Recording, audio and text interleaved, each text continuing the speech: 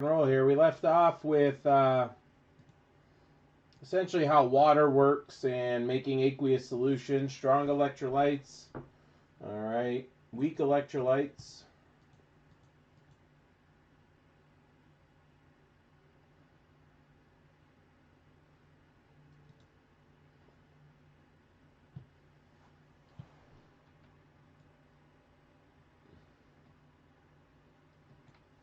So we have any questions on that from last time?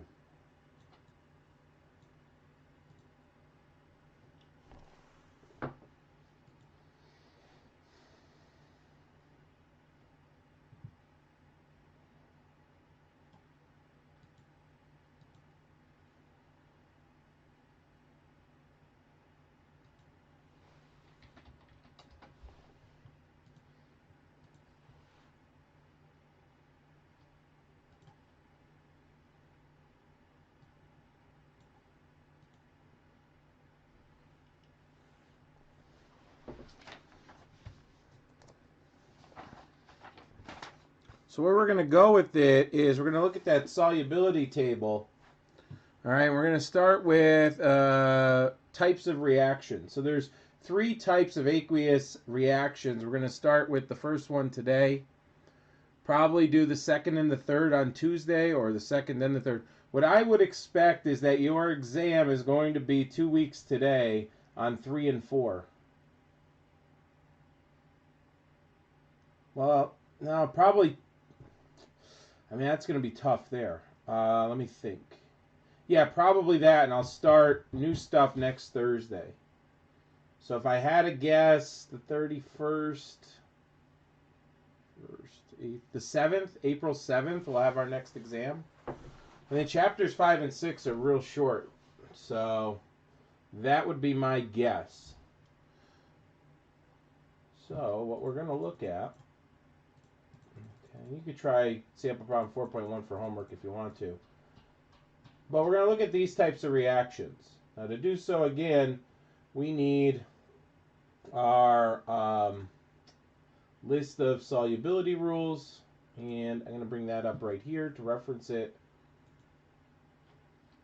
Okay, if the mic isn't loud enough, just let me know, guys. So we have a chemical reaction. Okay, let me take out some colors here. Now this is known as a metathesis double replacement or double displacement reaction. So let's say we take, the famous one is always potassium iodide in an aqueous solution. Okay.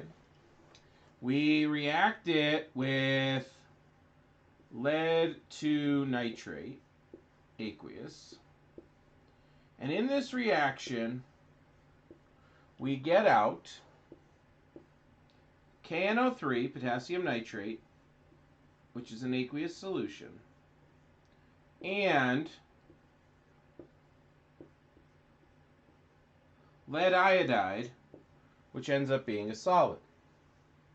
Okay, now we need to balance it. I need a 2 here and a 2 here to balance it. Okay. Now, if we were to break this down, what's happening at the ion level? Okay. Since Ki is an aqueous solution, inside our beaker, which that's a horrible beaker, there's 2 potassium ions floating around and 2 iodine ions floating around. Okay. We're going to add that to a container that's containing Pb2 plus and 2 NO3 minuses.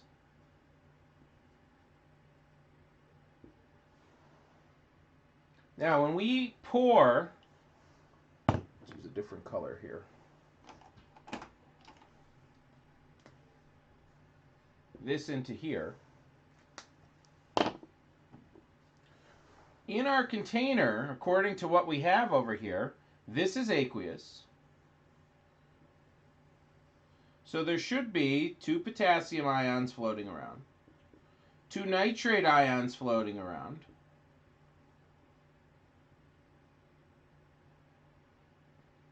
and at the bottom, what we would see happen is we'd get this yellow precipitate going through it, a solid, and the word precipitate, or sometimes PPT equals a solid, of lead iodide sitting at the bottom as a whole thing. And the slides show this. There is a slide that shows this reaction and what it would look like in lab. All right, and here it is right here.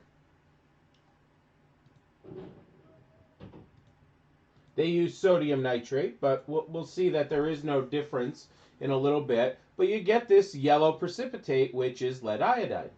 So the question is, well, how do I know it's lead iodide? That's the solid. How do I know these things are aqueous? How do I know what exactly is going on? And the way we know that is through these solubility rules. Okay? If I look at my solubility rules, the first one says all compounds that contain a group 1 ion are always soluble in water. Well, potassium is a group 1. So both of these are automatically soluble in water. Group 2, all common nitrates are soluble in water. Okay, so I do see a nitrate here, which makes it soluble. I see a nitrate here. So whether it was the potassium that made it soluble or the nitrate that made it soluble, it's soluble. So how do I know that lead iodide is the solid? Well, let's look at number 3. Number 3 says all common chlorides, bromides, and iodides are soluble, except for those with silver, lead 2, copper. Well, we see lead 2 right there. Lead 2 is present with iodide, so that's how I know it's my solid. That's how I know that that yellow color is my solid. So how do I know a chemical reaction has occurred? Well, you might feel a temperature change. You might see a color change. You might see gas form. You might see a precipitate form. So when we look at chemical reactions, okay, we're looking at, did I form a new product? Did I form a new substance? Or did everything stay the same? I had ions. I ended up with something that's not ions, so therefore I know a chemical reaction occurred. Well, how could I predict the products? How would I have known that these are my products? Well, here's why this is called a double replacement or double displacement reaction. The cation of my first reactant bonds with the anion of my second reactant. The cation of my second reactant bonds with the anion of my first reactant. Okay, so they go together. They partner up. They switch partners.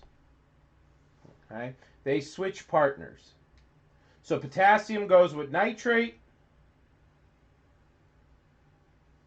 Lead hooks up with the iodine. Now, when I rewrite my products out, I have to take into account their charges. Just because I have 2 nitrates over here doesn't mean this gets a subscript 2. I've got to take into account, and here, I'll show you what I'm talking about. I've got to take into account that my nitrate is bonding with a potassium. Potassium's going with nitrate. Lead is going with iodide. Nitrate's a -1, potassium's a +1, KNO3. And here comes chapter 2, writing our ionic equations or ionic formulas out again. And this is why I spent so much time on it.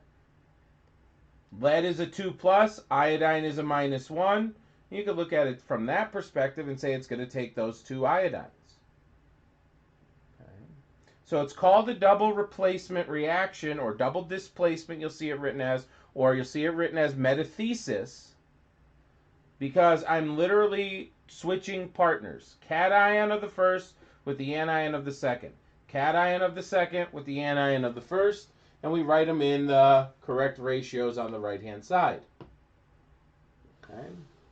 Questions on that?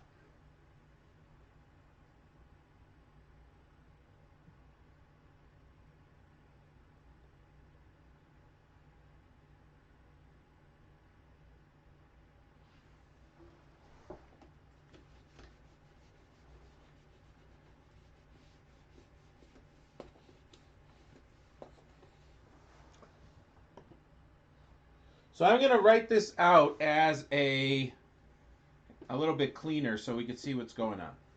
Okay? 2Ki aqueous plus Pb NO3 2 aqueous yields 2KNO3 aqueous plus PbI2 solid. Okay? So there's our balanced equation. Let's get rid of this here and make it a little bit better. There we go. Okay? This is known as the molecular equation.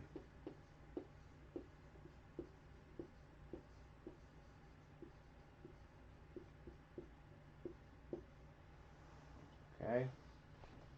Molecular equation. Now, we're going to write down, instead of drawing the beaker every single time, okay, and showing the ions, we'll write it in equation form. We're going to write what is known as the complete ionic equation. Okay? The complete ionic equation. And what the complete ionic equation shows is all of the ions that are present in this reaction. And the only way I'm an ion is if I'm in an aqueous solutions. Solids, liquids, gases do not break down. So I'm an aqueous solution. I have 2 K pluses, and all I'm doing now is taking from the last board that I had up here with the beakers and ions and just writing it out in equation form. So I have 2K plus aqueous plus I minus aqueous. Okay, and there's 2 of them. Plus PB 2 plus aqueous. So every ion we see, all right, we write down 2NO3 minus aqueous. So the subscripts now become coefficients since I'm saying how many ions do I have. And that's going to give me 2K pluses aqueous plus 2 NO3 minuses aqueous plus the PbI2 solid. And this is known as the complete ionic equation. If I could spell today, it would be awesome. Okay? Basically taking all the information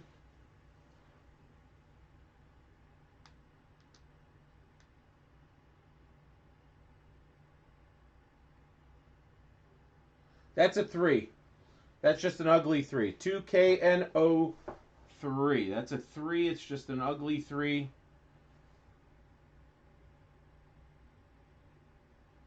That right there.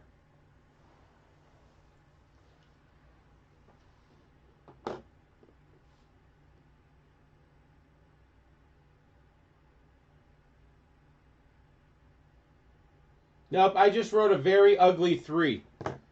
It was definitely a 3. I just didn't make my bump big enough. My 2s look like these capital cursive Qs when I do that. Okay. So next thing is I write out all of my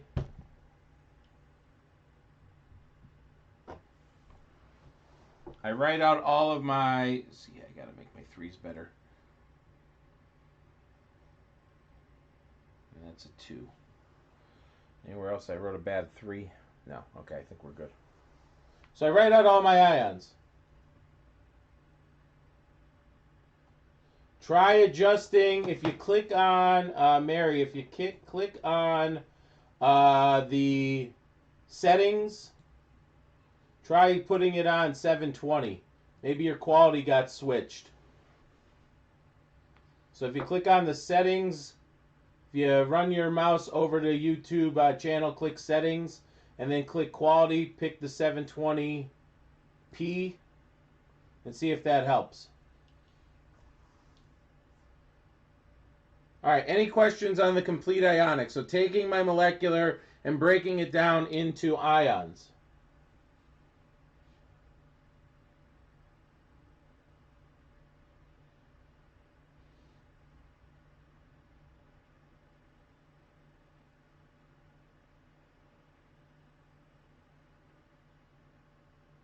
You got it, Mary.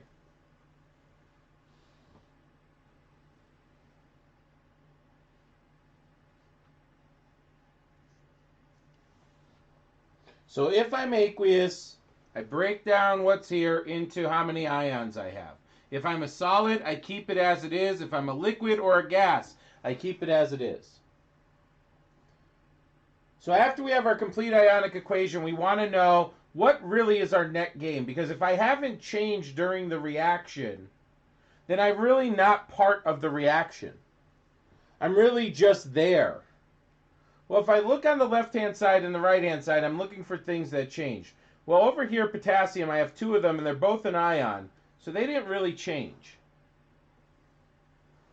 Iodine's the same thing, okay? Or not iodine. Whoops, my bad. I was looking at nitrate, and I said iodine.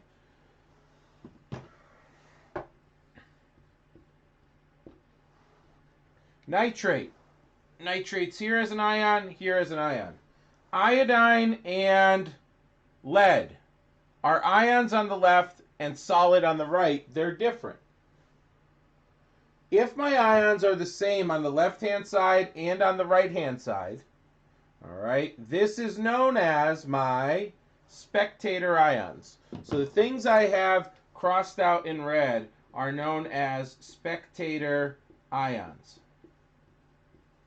They're things that are literally spectating. If you want to cross them out so that you realize it after you balance the equation and write it out, Trenton, so that you can write your net ionic, I'm okay with that. I am doing it for a visual, but you could cancel it out if you feel more comfortable doing it that way. That's fine.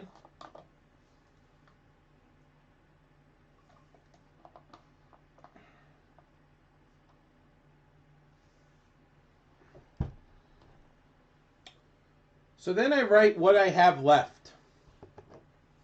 And what I have left is I have a Pb2 plus, and it's normal that you put the cation first, but I'm not going to crucify you over that. And I have two I minuses left.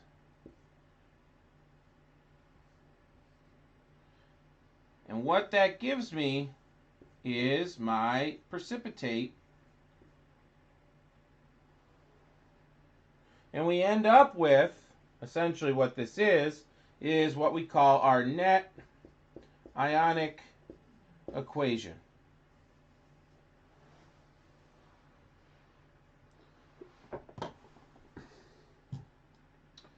See, the spectator ions are just that. They're spectators. They don't matter in our reaction. They really have no prediction in the outcome, or no purpose in the outcome besides getting the iodine and the lead into solution. So the way I always use the analogy is essentially we've either always been, or we've once in our lives probably been an iodine, or we've been a potassium, okay, or we've been a lead or a nitrate, where essentially, you know, potassium says, hey, I'm going to this party, iodine, and I want you to meet lead. So potassium is the friend, the wingman or wing girl, wing woman, all right, that's bringing their friend to the party to meet lead. Nitrate is the other wing person to lead, saying, hey, I want you to come to this party. Wait till you see iodine. So potassium brings iodine to the party and makes it go into solution. Nitrate brings lead to the party and makes them, or puts them in the solution. Once they meet each other in the solution, iodine forgets their friend potassium, and we've all been a potassium, or we've all been that iodine who's left our friend at the party. Lead forgets about nitrate, and lead and iodine go off and do their thing, and potassium and nitrate are just left standing there. So the net gain for this whole thing, and that's a terrible B here, but the net gain for this entire reaction has nothing to do with these spectators. It was everything to do with getting lead and iodine together to get our net product out. So the spectator ions mean nothing in our net product.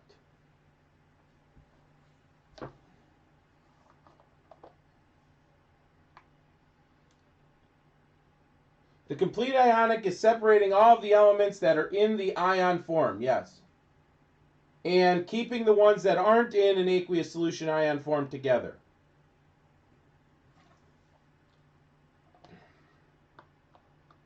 That is correct.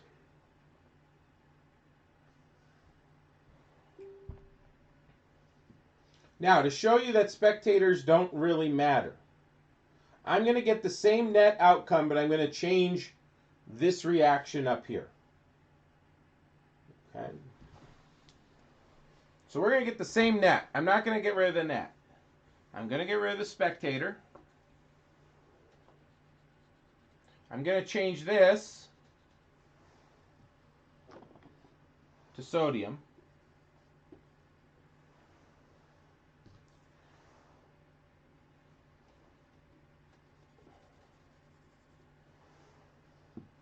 Okay, and I'm going to change this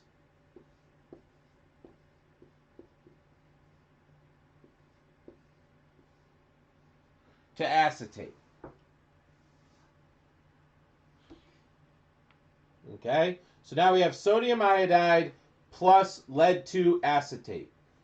And there goes my bad 3s again. So what are my products going to be? What are my products going to be? If we're doing a double displacement reaction, we're going to switch partners. What are my products going to be?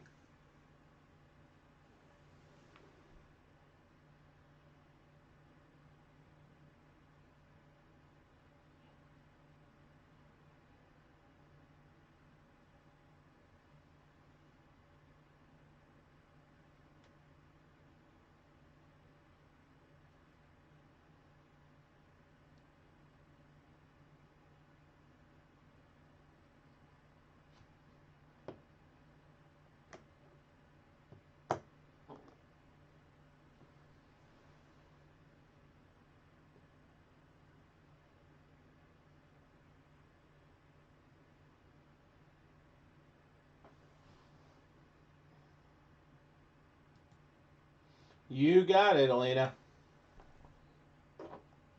My products are going to be lead's still going to go with iodine. Acetate's going to go with sodium. Okay, and we're going to end up with 2NaC2H3O2 plus PbI2. Now, if I go back to my solubility rules, let's take a look at them. All common group 1s are soluble, got it. Look at our second one. All nitrates and acetates are soluble. Okay, soluble. Sodium acetate, group 1. As soon as I see a group 1, I know it's soluble, so we'll put an AQ there. And there's our iodine, but it's with our friend lead, so we know that that's a solid.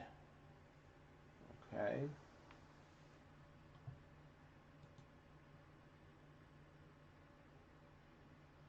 Get rid of your 2 at the end of acetate, Trenton, and you're good. Acetate's charge is -1. Sodium's a -1. So it's a 1-to-1 relationship.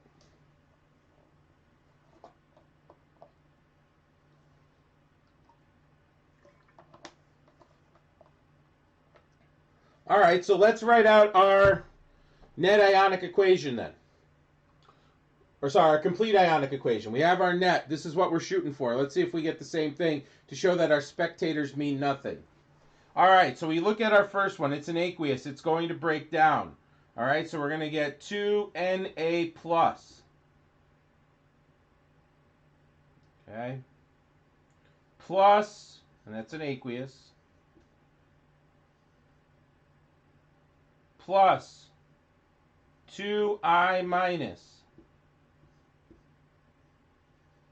Aqueous.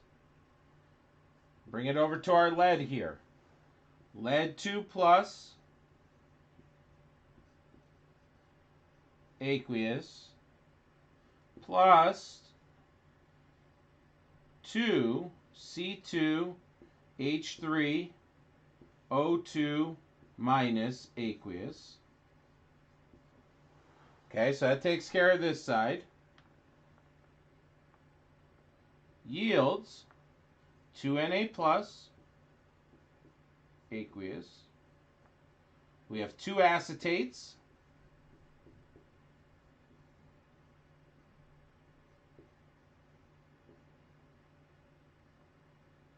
And we have our lead iodide, which is still a solid.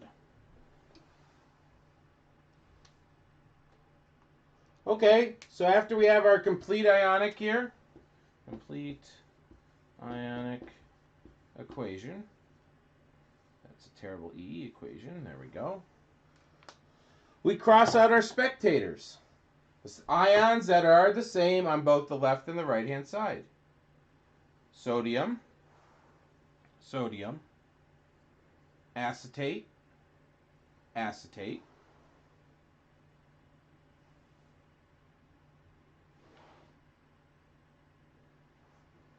Lead 2, iodine, still there, and our net ionic equation. So we started with 2 different products. The first one we started with potassium iodide and lead nitrate, lead 2 nitrate. And our net ended up being this. In this reaction, we started with sodium iodide and lead acetate, 2 different reactants. And we still ended up with the same net.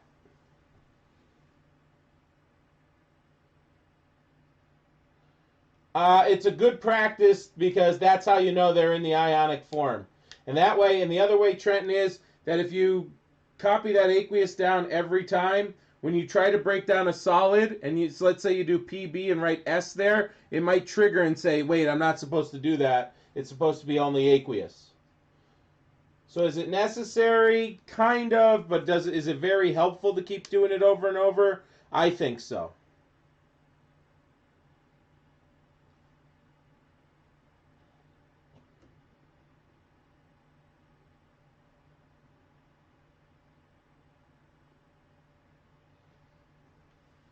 It's not the worst habit in the world. So what do we think? Questions on this?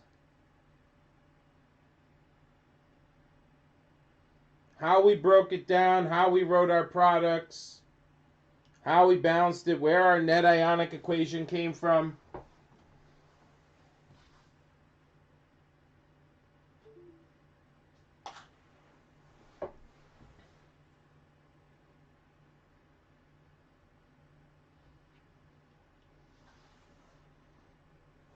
Kelsey, no homework questions, no worrying, no questions. You're making me nervous now.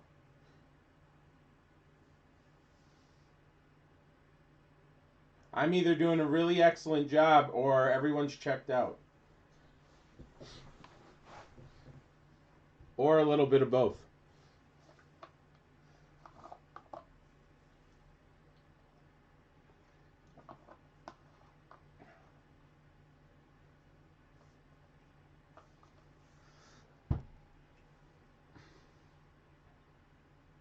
All right, then let's. She's yelling. She's using exclamation points. I feel threatened. Let's look at another one. Okay? Let's look at another one.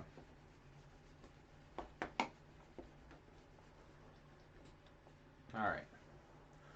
Let's do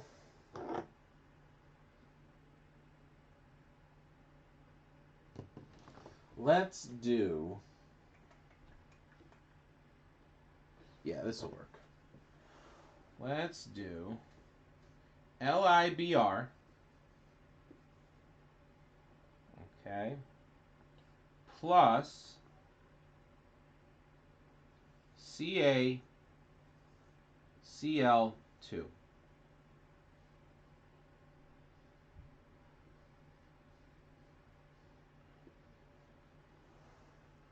What would my products be?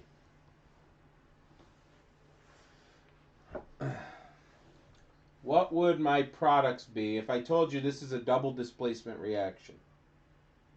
First thing, you're given an equation, write the products.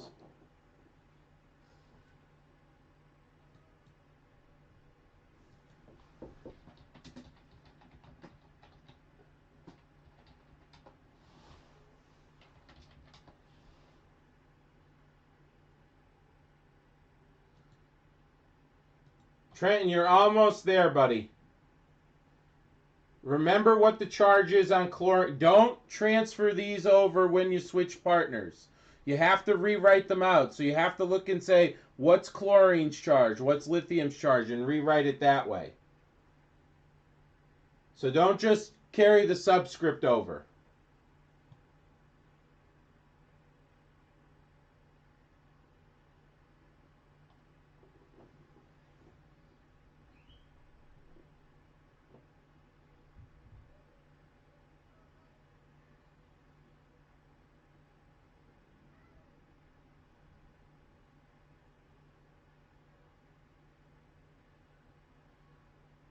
So you're right there, you're in the right church, but you're sitting in the wrong pew.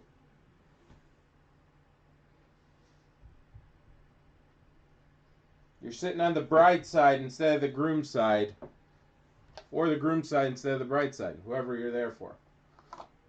So you're in the right church, you're at the right wedding, you're just sitting in the wrong spot.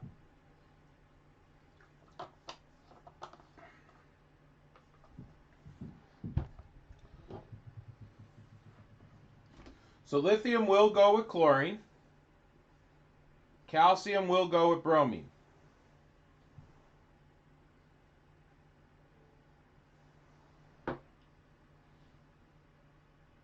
But in what ratios? So lithium's a group 1 plus 1. Chlorine is a minus 1 in group 17. So there'll be a 1-to-1 relationship. Calcium is in group 2 as a plus 2. Bromine's in group 17 as a plus 1. Or sorry, minus 1. So calcium bromide is CaBr2. You got it, Rachel. Nope, 2 goes after the Br, and then you're okay. 2 in the wrong spot, and then you're okay. Move the 2 after the bromine, and you're all right. So again, lithium is a plus 1. Bromine's a minus 1.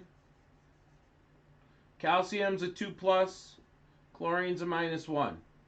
A plus with the minus. A plus 2 with a minus 1. And we get that. Yeah, Elena, because you're making a new compound. Lithium doesn't care how many chlorines it took to bond with calcium. Lithium's only worried about how many chlorines it needs to bond with itself. So initially you ignore the subscripts. Calcium doesn't care how many bromines went with lithium. Calcium cares how many bromines it needs to bond with itself.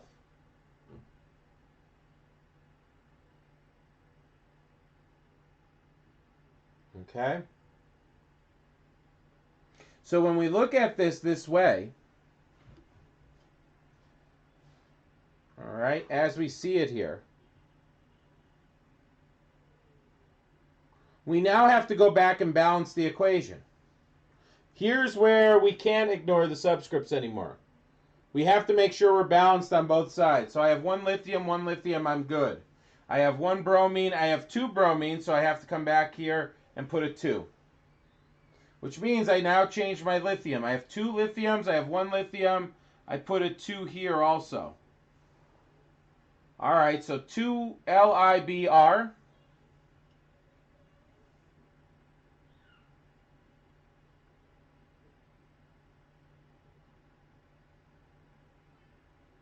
Two Li's, 2 Brs, 2 Li's, 2 Brs, 1 calcium, 2 Cl's, 2 times 1 Cl's. We are balanced. Now, we need to put in our states of matter, because states of matter matter. So go to our PowerPoints, look at our solubility rules. Again, this is also table 4.1 on 159.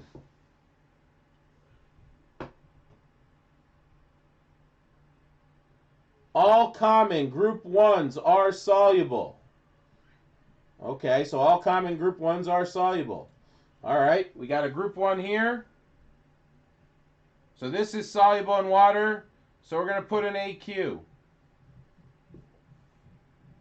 This is a group 1, this is going to be an AQ.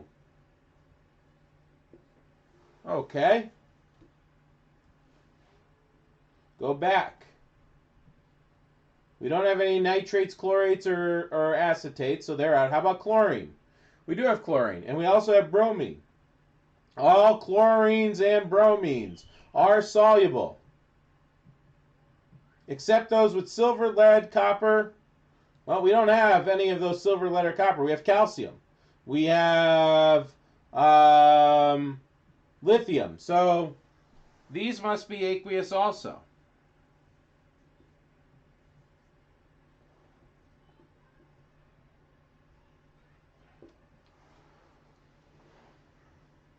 Okay? So there is our molecular equation.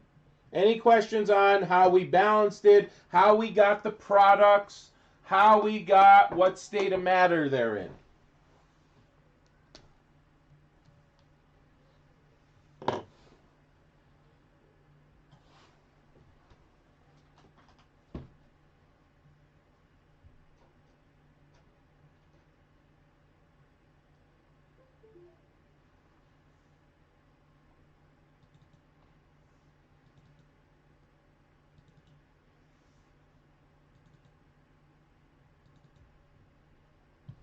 Microsoft Word opening up.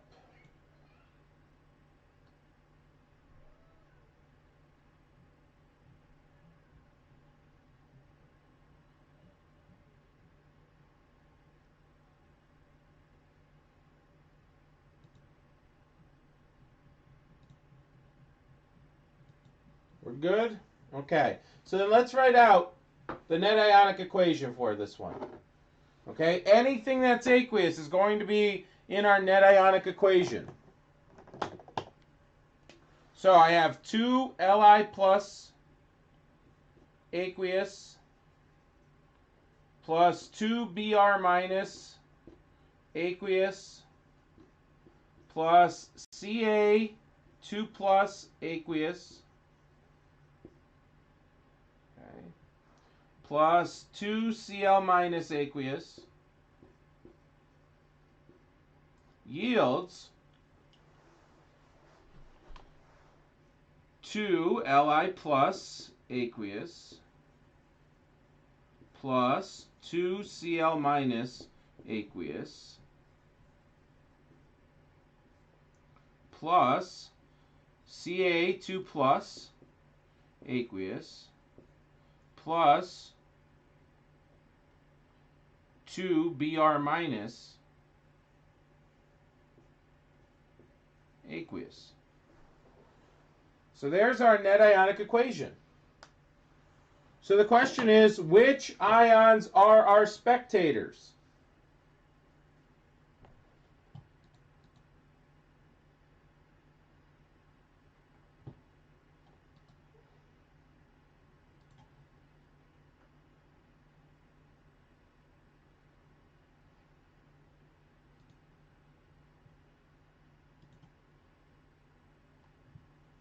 Which ions in this equation are our spectators?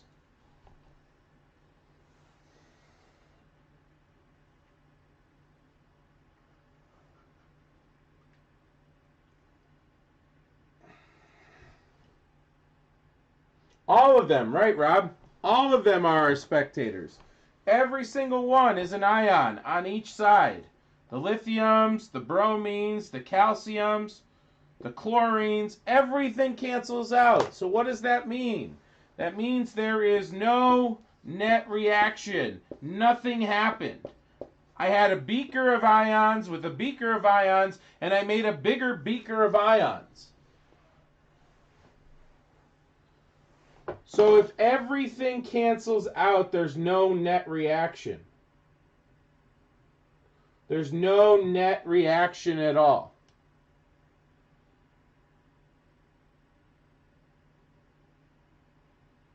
Okay? Questions? I'm moving my arm here. Give me a second.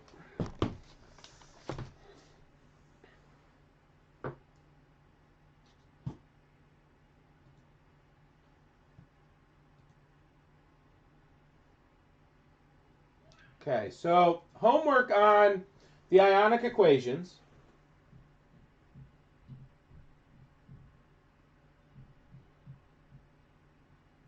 Okay. Try this sample problem 4.2. All right, sample problem 4.2 in the slides is a really good problem to try. Okay. I would try that one first since the answer's right there worked out for you. Then, on or in the book, we're going to go page 197 to 198.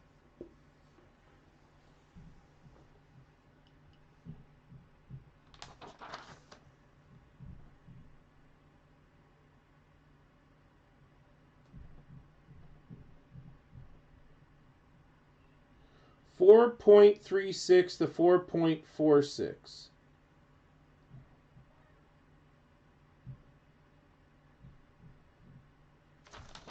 Okay, so 4.36 to 4.46.